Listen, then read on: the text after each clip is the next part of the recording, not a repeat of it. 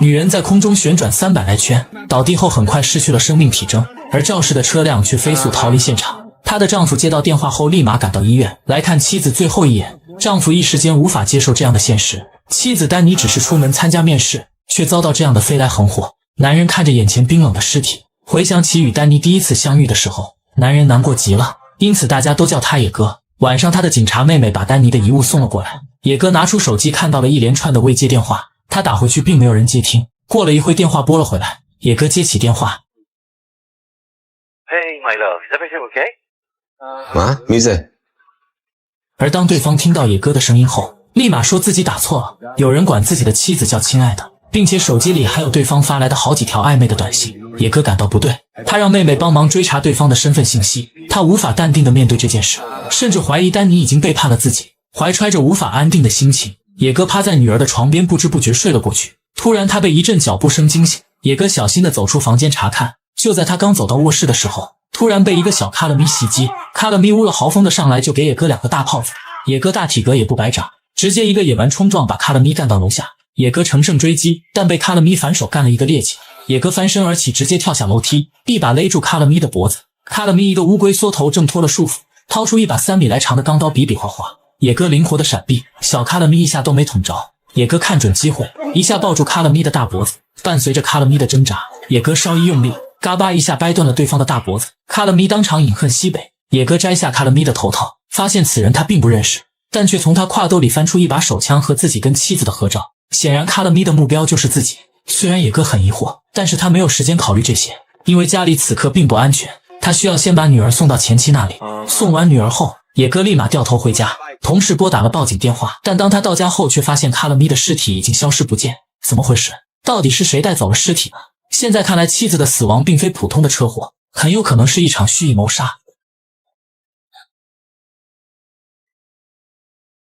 对于野哥说的入侵者尸体更是渺无踪影，这让前来出警的警察很是愤怒。他们把野哥当成报假警的醉汉铐在车里，野哥只好把他当警察的妹妹找了过来。只有知道他曾经特种兵身份的妹妹相信他，此事就这么不了了之。但野哥知道事情绝对不简单。很快到了丹妮下葬的日子，而野哥的老丈人却打电话说自己有事走不开，有什么事能比见女儿最后一面更重要呢？虽然疑惑，但野哥也没多想。在葬礼上，野哥突然发现妻子的闺蜜黑妹神情紧张地盯着不远处，他回头一看，那里站着一个满头白发的男人。野哥感觉此人肯定与妻子有什么关系，他刚想追上去，但男人已经驾车离开。转头野哥便找到黑妹打听白发男人的身份，果然这个白毛曾是丹妮的男友，丹妮手机里的短信也是白毛所发。野哥打听出白毛常去的酒吧，当晚就堵住了白毛。野哥拿出手枪质问白毛，丹妮的死和他有没有关系？白毛却告诉他，两人只是曾经相爱过，他也是今天才知道丹妮的死讯。说完扒拉开野哥的手枪，转头就走，并且在临走前告诉野哥，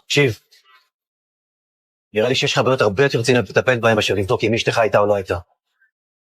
而此时的野哥并不知道白毛这句话的意思。第二天，野哥被妹妹叫到警局，警方通过监控已经锁定了撞死妻子后逃逸的司机，两人是匈牙利人，并且最后的出现地点是去往伦敦的机场。很快，两人的通缉令就被发到了各大电视台。到了晚上，黑妹再次找到野哥，他说在丹妮遇害的前一晚，他曾在酒吧看到过这两个男人。于是黑妹和野哥再次来到这家酒吧，询问酒保后得知，当晚这两人曾和一个盲流子打了起来。说完便看了一下盲流子的方向，野哥刚要过去询问情况，盲流子非常警觉，拔腿就跑，野哥紧随其后。转眼盲流子就被野哥按在墙上，野哥二话不说上来一个大炮子，回手再来一个大别子，嘎巴一个顶膝，打得盲流子鼻孔窜血。盲流子在这时还在撒谎说自己没见过那两人，野哥再次点炮伺候，再送他2个闭门羹。最后看野哥掏出了手枪，盲流子才交代自己只是卖烟的。当晚因为两人买烟不给钱，所以发生了冲突，而他并不认识那2个美国人。怎么回事？警方通报的明明是2个匈牙利人。盲流子说自己绝对不会认错，他常年和这种人打交道，所以他可以确定那2人就是美国人。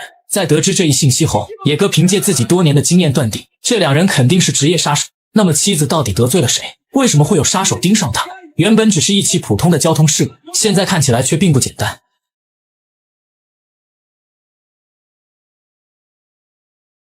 米蛋！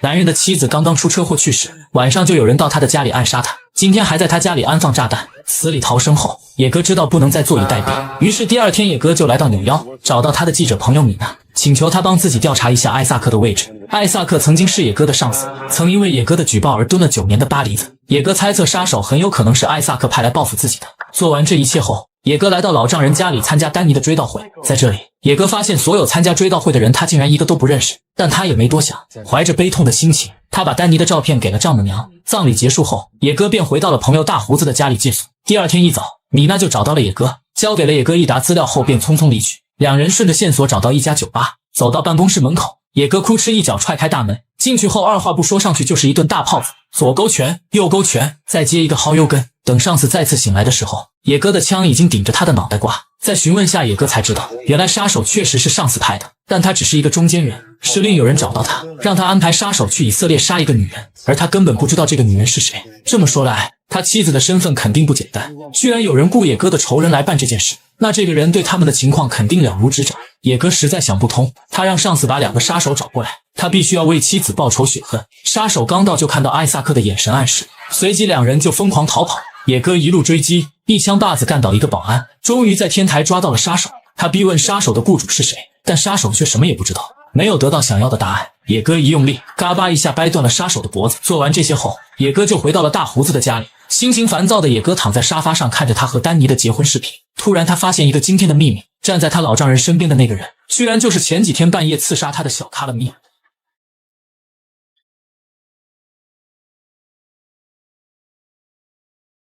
野哥发现这个秘密后，立马打算找老丈人问个明白。可到了地方后，老丈人家里却住着另外一户人。经过询问才得知，这里竟然是一间出租公寓，而他的老丈人花了4倍的价钱只租了1天。此刻的野哥已经彻底懵了，他仿佛活在一个充满谎言的世界里。怎么回事？野哥平复了下心情，决定从那天暗杀自己的杀手开始查起。他给妹妹打去了电话，让妹妹帮忙调查一下杀手的身份。随后野哥开始怀疑自己妻子的身份会不会也是假的，于是他便来到妻子出事那天要去的舞蹈公司寻找线索。可到了之后，系统里根本搜不到丹尼的名字。就在野哥失望离开的时候，无意间看到了舞蹈班的名媛墙，他在墙上找到了妻子的照片，但上面的名字却不是丹尼，而是叫苏菲。野哥又懵了，谁能告诉他这到底是怎么回事？他拿着照片找到前台，经过一番友好交流，前台把妻子的地址给了野哥。野哥按照这个地址找到了一处别野，别野里有妻子小时候的照片。野哥知道这才是妻子真正的家。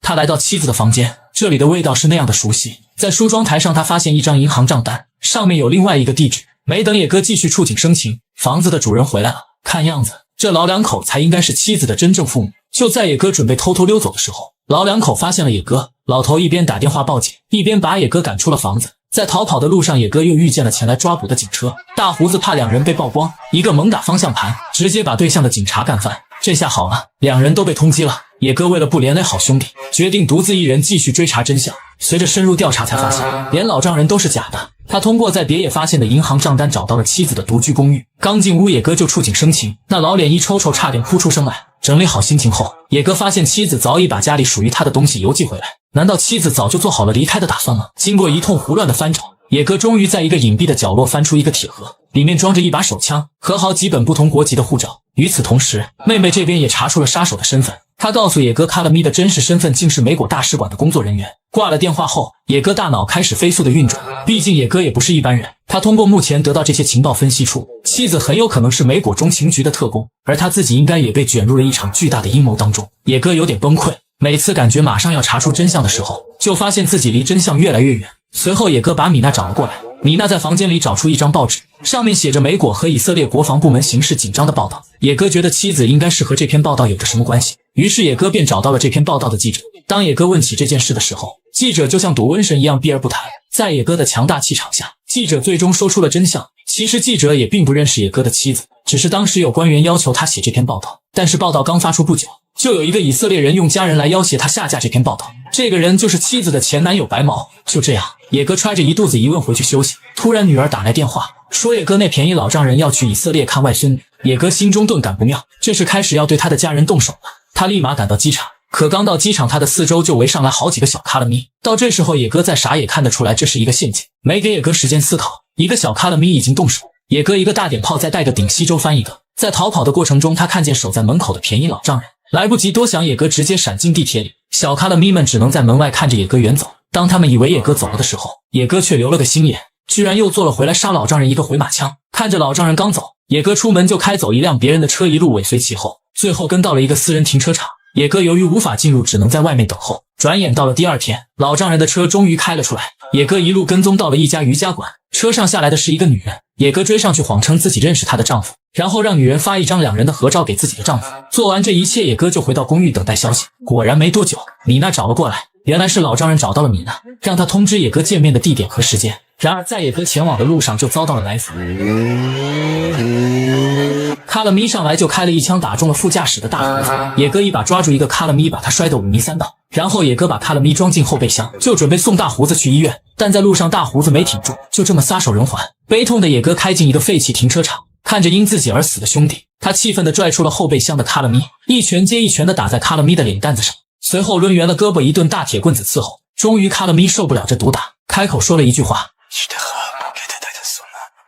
野哥还没来得及逼问，卡勒咪也饮恨西北。另一边，白毛找到了野哥的妹妹，他想要和野哥合作，因为他此刻已经成为了政府的替罪羊。白毛曾是以色列国防部分的高层，近年来以色列一直在监听美国国防的一切行动，而丹尼是美国的中情局间谍，为了从他身上窃取情报，所以做了他的女朋友。后来白毛的领导发现丹尼的真实身份后，认为白毛是故意泄露消息给丹尼，现在只有找到丹尼所记录的情报，才有可能让白毛免受牢狱之灾。妹妹听后便把这条重要信息通知给了野哥，果然野哥在妻子的公寓里翻出了一个记满了复杂密码的笔记本。当初妻子说这些符号是记录舞步的一种方式，于是野哥来到一家舞蹈中心，找到一个舞蹈老师帮忙看一下这些符号是不是真的舞蹈笔记。这一看才发现后半部分记载的跟舞蹈毫无关系。得知这些信息后，野哥匆忙回到公寓，正在和米娜一起研究破解这些密码的时候，两辆警车已经杀到楼下，眼看情况不妙，野哥把日记本交给了米娜，随后为了引开警察便独自逃跑。但野哥很快就被警察抓住，可是有着专业经验的野哥为什么会被警察找到藏身之处？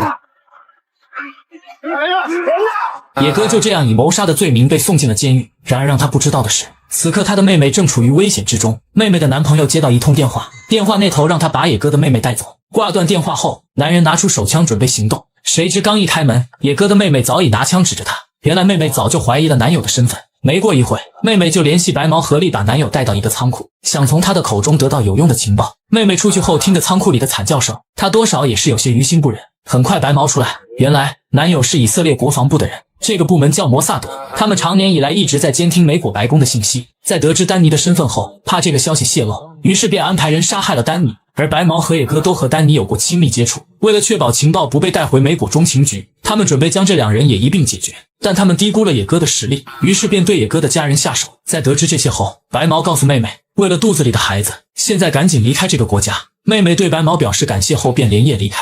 而白毛深知自己在劫难逃，为了老婆孩子以后的生活没有污点，他选择了饮弹自尽。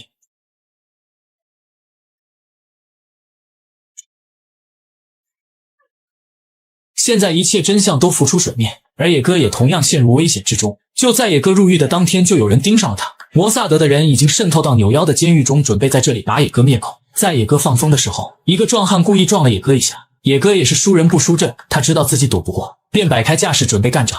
谁知后面一个小卡勒咪用刀偷袭了野哥，野哥反应不及被刺伤了大腿，随后被人举高高撞到了护栏之上。野哥倒地后被人这一顿大电炮拳拳打脸。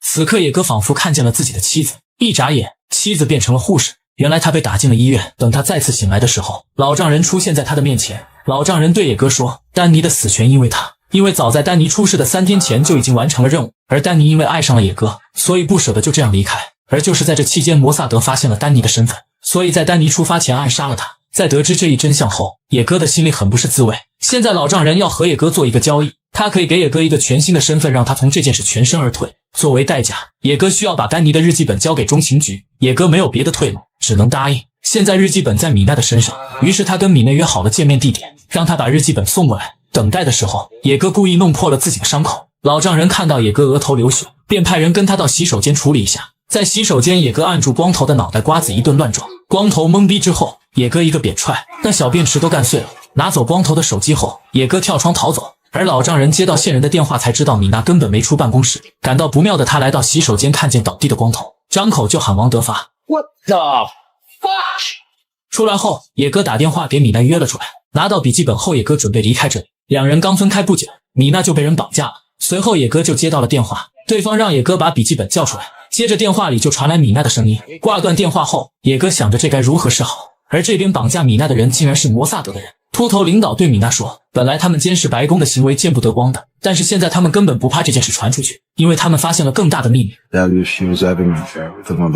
野哥挂断电话后，孤身一人找到见面地点，他绕到一个守卫的身后，用一个爱的抱抱说服了小卡勒咪，然后爬进了通风管道，进入一个房间，关闭灯光吸引小卡勒咪2号，然后用一个甜蜜香吻也制服了他。几经波折后，野哥终于找到了米娜，两人持枪对峙，废话连篇。突然电梯里出现一个人，此人正是野哥的便宜老丈人。老丈人也拿枪指着野哥，野哥不知道为什么本来敌对的两个势力突然合作了起来。老丈人对野哥说出了另一个惊天秘密，原来摩萨德常年以来监听美国的白宫，这种不法行为一旦被曝光，那必然导致严重的后果。但是摩萨德竟然搜集到美国总统的女婿出卖国家机密的情报，现在摩萨德以这个情报为筹码，跟老丈人合作，两人准备联手将此事压下去，于是便有了这一幕。野哥听后有点懵了，这都什么跟什么呀？即便如此，他还是将笔记本交给了老丈人。谁想到老丈人拿到笔记本后竟一枪就崩了秃头。野哥见状也不管那么多，一个野蛮冲撞就把老丈人直接干倒，上去再补2个大炮子，把老丈人打懵。看来中情局还是不希望此事暴露，所以要杀人灭口。野哥不管那么多，带着米娜就跑。出去之后，他不想再继续连累米娜，把笔记本交给米娜让她报道这件事，转身就跑。然而到了第二天，野哥准备坐船回国的时候，他给妹妹打电话问家里还好吗，结果妹妹告诉野哥，前妻刚刚被人杀死，他的女儿也消失不见。野哥现在极度崩溃，他知道自己又有事做了。消沉了片刻后，野哥打起精神，毕竟女儿还在等自己去营救。最后野哥迈着六亲不认的步伐消失在了扭腰的大雾之中。第1季就此完结，大家可以去看原片了解更多细节。感谢各位观看。